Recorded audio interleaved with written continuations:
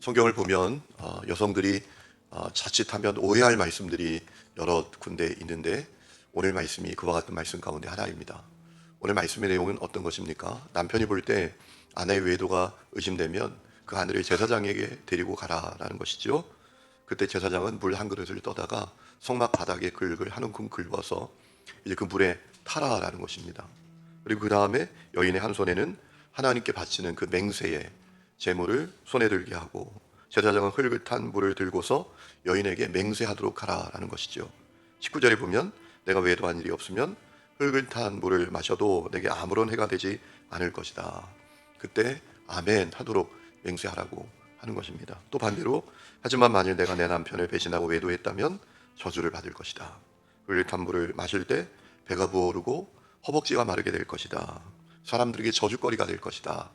그렇게 제사장이 이야기하면 거기에 대해서 맹세로 아멘하라라고 하게 하라는 것입니다.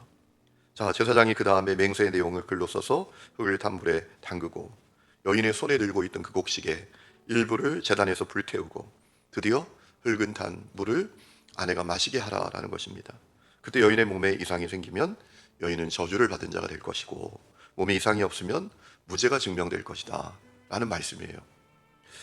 여러분, 이 말씀을 보면서 어떤 마음이 드나요? 여성들은 특별히 어떤 마음이 드시나요?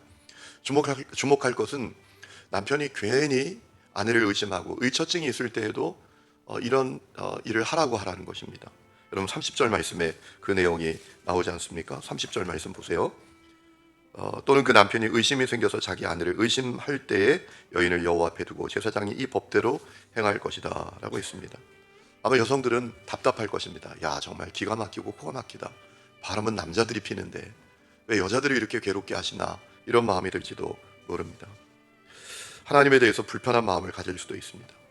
하나님은 이렇게 남성과 여성을 차별하시나, 이런 마음을 갖게 될 수가 있는데 절대로 그렇지 않습니다. 하나님은 남성과 여성을 차별하지 않으시고 아주 동등하게 여기시는 분이십니다. 여러분, 하나님은 하나님의 형상대로 남성과 여성을 하나님의 형상대로 똑같이 창조하셨다라고 말씀하셨습니다. 그리고 그들 모두에게 만물을 다스리는 권세를 주셨다고 하셨습니다. 여러분, 중요한 사실은 이 말씀은 한 가지 초점을 가지고 읽어야 합니다. 하나님은 하나님의 사람들이 거룩하기를 원하신다라는 것입니다. 특별히 가정이 거룩하기를 원하신다. 남편과 아내가 거룩하기를 원하신다. 그 한 가지 초점을 가지고 이 말씀을 읽어야 합니다. 여러분, 오늘 말씀은 가정의 거룩함을 향한 하나님의 진심을 가르쳐 주시는 말씀이에요. 이렇게 해서라도 가정의 거룩함을 지켜야 한다. 여러분, 가정이 거룩한 것이 참 중요합니다. 가정이 거룩해야 사회도 거룩해지고, 가정이 거룩해져야 교회도 거룩해지고, 가정이 거룩해야 나라도 거룩해집니다. 그러면 가정의 거룩함은 어떻게 이루어질까요? 그 출발이 부부간의 신의, 부부간의 신뢰를 통해서 이루어진다라는 사실을 알려주시는 것입니다. 부부가 서로를 신뢰하고 신의를 지켜야 한다는 것입니다. 여러분, 여성 입장에서 보면 아니, 남편이 괜스레 의처증을 갖고 있을 때에도 이런 일을 행하도록 하시는 것이 부당하게 느껴질 수도 있습니다. 그런데 절대로 그렇지 않습니다. 이 일은 어리석은 여성의 아내의 외도를 의심하는 그 남편으로부터 아내를 보호할 수 있는 최고의 방편이었습니다. 여러분, 그 의처증을 어떻게 막습니까? 어떻게 해소합니까? 그런데 이런 의식을 행할 때 아무 문제가 없어요. 그러면 그 남편이 얼마나 부끄럽겠습니까? 아내를 의심했던 것을 얼마나 후회하겠습니까? 잘못을 뉘우치고 돌이켰을 것이에요.